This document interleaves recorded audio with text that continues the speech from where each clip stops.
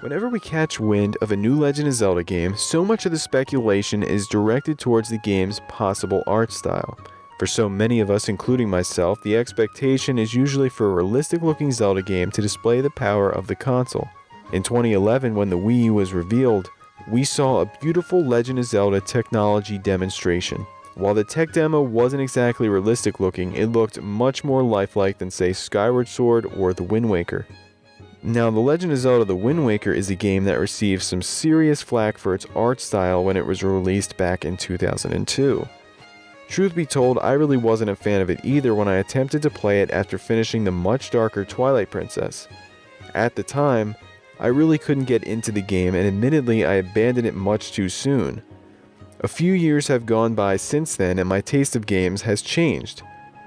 When Nintendo revealed that an HD remake of The Legend of Zelda The Wind Waker was coming to the Wii U, I was intrigued.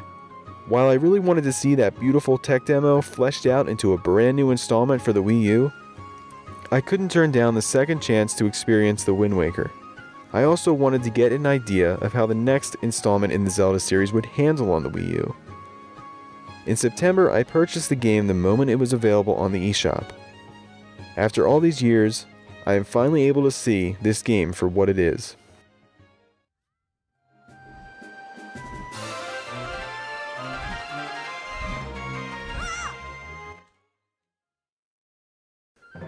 The Legend of Zelda The Wind Waker HD focuses more on gameplay than it does on the story.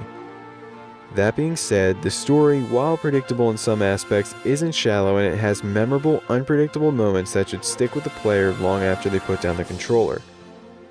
For the sake of the video review, I'm not going to be spoiling the story for anybody, but I will say that there is a series of events that leads to Link's departure on a truly epic adventure that is filled with twists and turns.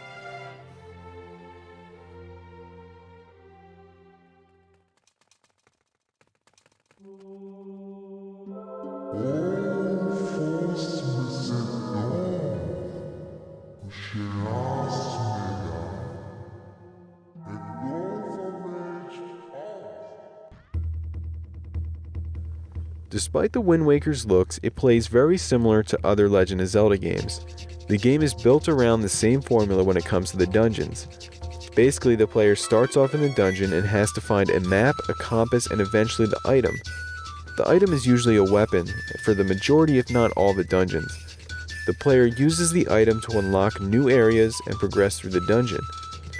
There is a mini-boss about halfway in, and at the end of each dungeon there is a final boss that will need to be defeated using the newly acquired item.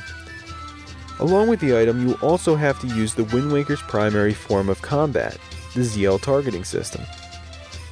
The ZL targeting system works for bosses, but its primary role would be for standard combat, which can occur inside and outside of the dungeons. The ZL targeting system is really just a lock-on function that allows you to keep your attacks directed at the enemy. This system has been used for every 3D Legend of Zelda game to date, but I've found that the combat in The Legend of Zelda The Wind Waker HD feels much more fluid, and the ability to counterattack sets up some pretty intense battles later in the game when facing multiple large enemies at once. The player can also pick up various weapons that enemies drop. Though you can't really take them far, it's still a really neat feature that impacts the game, especially in the beginning. Combat also makes its way to the Great Sea, which is where the player will spend a lot of time.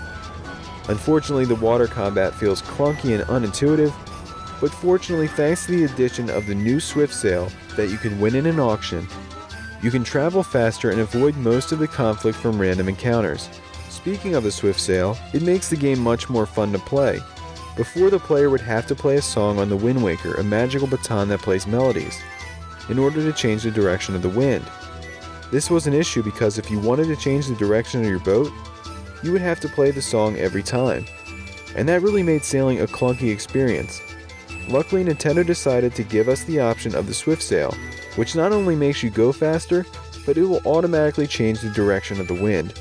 This is a huge addition that greatly impacts a large gameplay mechanic and truly improves the overall experience.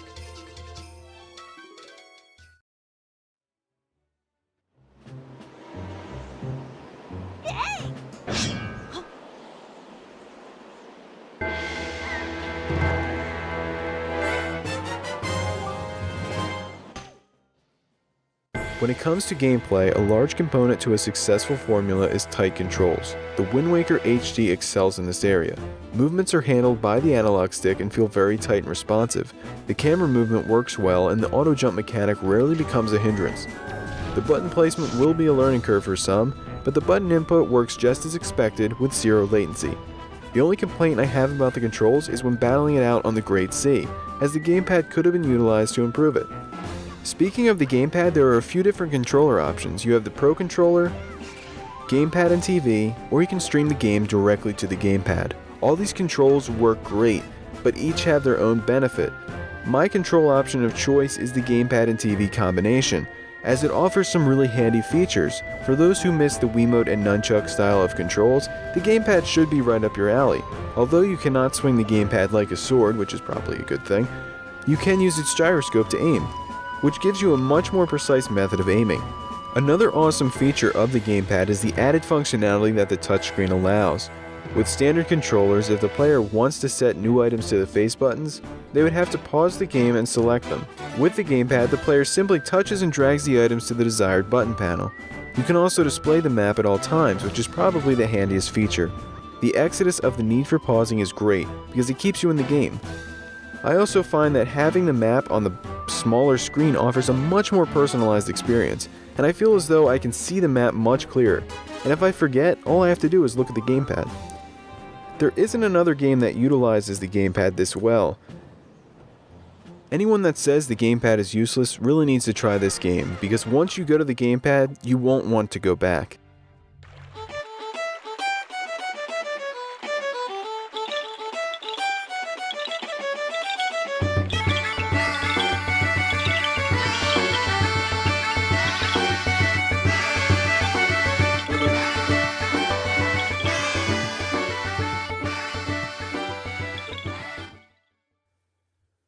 While The Legend of Zelda, The Wind Waker HD's controls is where the game shines figuratively, the graphics and art style is where it shines literally.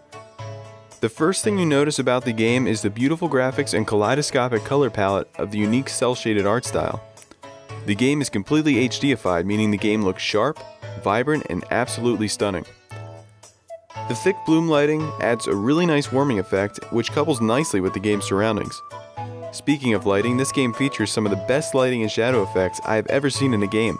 The character models are detailed, extremely smooth around the edges, and the textures look great. The developers really showed dedication and commitment to the art style with twirling wind currents, dust clouds, and explosion plumes. These touches are often overlooked, but they really do make the game feel really polished and complete.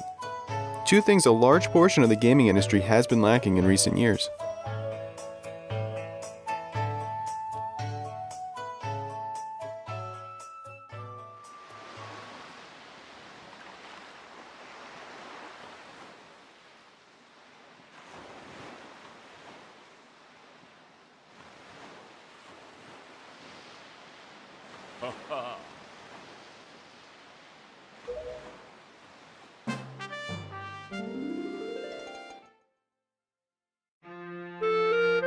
Overall, The Legend of Zelda: The Wind Waker HD is a fantastic remake that improves upon a classic game. While The Wind Waker HD isn't the game that justifies the purchase of a Wii U, it is currently the best game to showcase all of the Wii U's capabilities. With stunning high-definition visuals and intuitive gamepad functionality, no other game comes close to The Wind Waker HD in terms of showing how the Wii U is a powerful and unique platform. After being skeptical of this game for a long time, I can finally say that the game has won me over. The Wind Waker HD is charming, engrossing, and a ton of fun to play, and should not be overlooked because it's a remake. I cannot recommend it enough. The final verdict, The Wind Waker HD, is simply a masterpiece, and it receives a 9.8 out of 10.